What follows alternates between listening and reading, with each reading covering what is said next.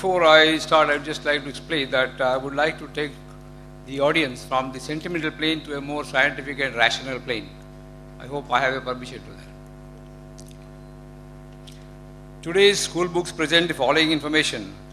In the course of evolution, the animal man or Homo erectus evolved 2 million years ago with a brain size of 1000 cc against a size of 400 cc of the apes. Evolution continued with the brain growing to 1400 cc 200,000 years ago, and this animal was known as Homo sapien. The present form of man was evolved about 35,000 years ago and is known as Homo sapiens sapien. Anthropologists have estimated that man developed a speech center in his brain 50,000 years ago. Now the question is, in this record of development, when did God originate and for what purpose? Number two, the progress of science has made it possible to... Only one question, sir. Any question? This is in relation to that. If you cut it short, the answer will not be long. Give me the time for the questions, please. Okay. When the progress of science has made it possible to clone all animals, including man, to produce any number of animals having all desired characteristics. If God ever existed, how much of the power attributed to God is now left with him? Sorry? And the last, if God is ever existed, how much of the power attributed to God is now left with him? Third one, God is described as a sea of kindness, finished, and mercy. Yet all leaders of all religions, when faced with the prospect of death, rush to a hospital like the one next door and never to the place of worship where they preached all their life that man lives and dies by the wish of God. Is there an explanation for this phenomenon? The brother has asked basically three questions. First, he gave, according to him, the theory of evolution of man and said, where does God fit in? Secondly, after as God has created all this thing, how much of his power has been reduced? Thirdly, that when you get sick, you run to the hospital, not to the temple or church or masjid. Three part of the question. He said the answer will be short. The question was long. So imagine, to give a detailed answer will take time. Brother, I'd like to tell you that what you quoted about the Homo sapiens, etc. You are talking about the theory of evolution, brother. Theory of evolution. I'm a medical doctor. I have not come across a single book in my life which says fact of evolution. It is theory of evolution. And even I know about the theory of evolution and about the Darwin's theory. Complete answer refer to my video cassette, Quran and Modern Science, Conflict or Conciliation. What Darwin said was only a theory. He wrote a letter to his friend Thomas Thompson in 1881 that I believe in this theory of natural selection because I don't have any proof, only because it helps me in natural selection, it helps me in embryology, in classification, in rudimentary organs. There's no book saying the fact of evolution. All the books say theory of evolution. That's why if we have to say to a friend that if you are present at Darwin's time, Darwin's theory would have been proved right, trying to insinuate to look like an ape. There were missing links.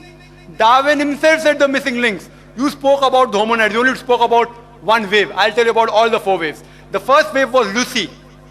Lucy was first wave which came 3.5 million years. You talk about 2 million years, I'm telling you what scientists have said 3 million years ago. Lucy. It died out by the Ice Age. The second came the Homo erectus. About 500,000 years.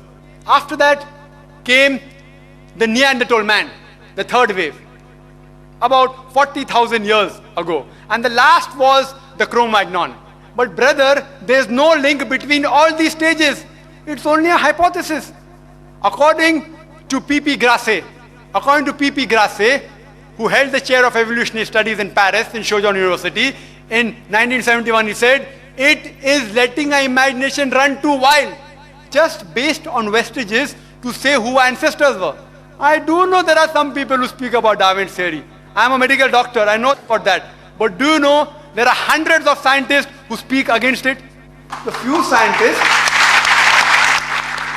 scientists speak in favor.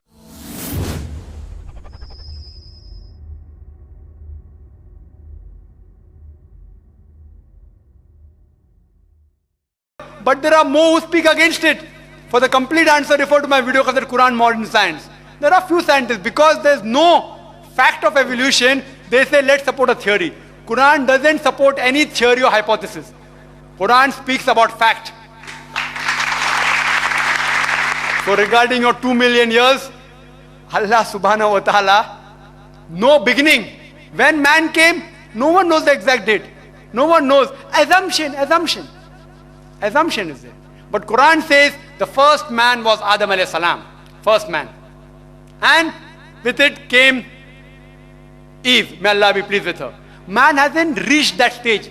There is not a single statement in the Holy Quran which science has proved wrong yet. Hypotheses go against the Quran. Theories go against the Quran. There is not a single scientific fact which is mentioned in the Holy Quran which goes against established science. It may go against theory. So brother, your thing is only supported by few people, not by the majority. Regarding second part of the question, that if Allah has created all these things, how less His power has become. You can't understand Him completely. As the Quran says in Surah Anam chapter 6 verse 103, He is beyond comprehension. I can give you a simile, not exactly same. An ocean. If you take a drop out of the ocean, how much does the level of the ocean go down? How much?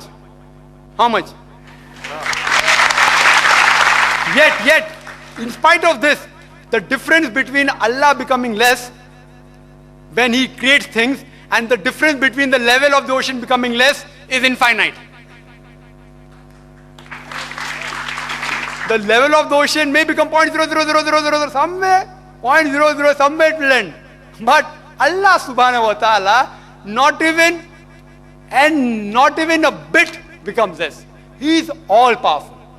That's Allah subhanahu wa ta'ala. If such a God who becomes less, we don't worship such God who becomes less, keeps on creating, He will sometime lose His power. So this God is eternal, absolute. As I said in my talk, He is absolute and eternal. Everything depends on Him. He doesn't depend on anything. Where did Allah come? Allah was before the universe created. Where does He fit in? Where did He get created? He is uncreated. You ask me the question, where did He come into existence?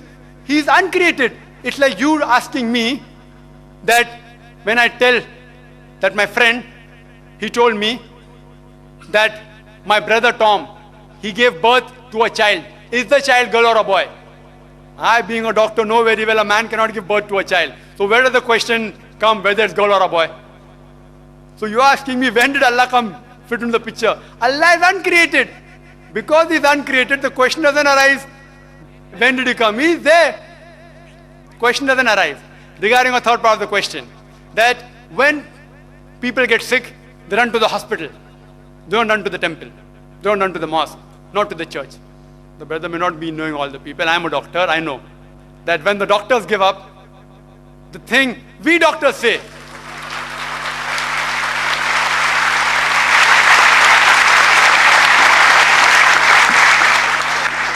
we doctors say, Huwa Shafi, it is He who cures. That doesn't mean the person gets sick, only go to the temple. Because the Quran says in Surah Nahl chapter 16 verse 43, as well as in Surah Furqan chapter 25 verse 59, if you are in doubt, go to a person who knows, who is an expert. If you get sick, besides praying to Allah subhanahu wa ta'ala, go to a person who is an expert in medicine, go to a doctor. Quran says that. But even after going to the doctor, have faith in Allah. Because He is the person who cures you. He can cure you with a doctor or without a doctor. So Allah subhanahu wa ta'ala says, we don't believe in blind belief. No Muslim scholar will ever say, if you are sick, don't go to a doctor.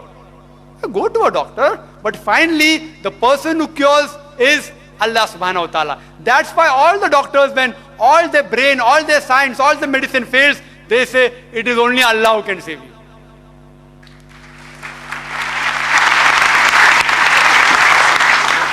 Assalamu alaikum, brother. I'm Dr. Kamarara, and my question is